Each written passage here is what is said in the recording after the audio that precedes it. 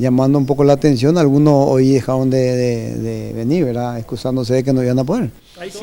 Seguramente por algunos motivos particulares o algunos y otros por temor, ¿verdad? Se quiere tomar de que estamos haciendo alguna conspiración o algo, ¿verdad?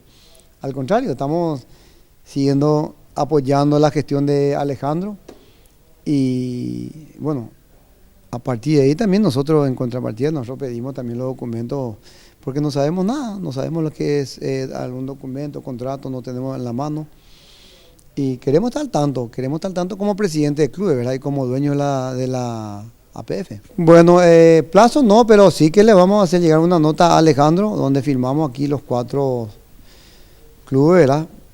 Lastimosamente uno de ellos se retiró antes de tiempo por también otros compromisos y vamos a hacerlo llegar. Tenemos que seguir apoyando también, pero en contrapartida que necesitamos también la respuesta de Alejandro, ¿verdad? De que nos ponga todo al tanto de todos los documentos que precisamos, ¿verdad? Para llevar a nuestros clubes. Miguel Paniagua, ¿vuelve a Guaraní? Hay un acuerdo con Cerro, hoy esta mañana estuve hablando con Miguel, también le di mi posición, él está contento, así que ya depende de la gente de Cerro.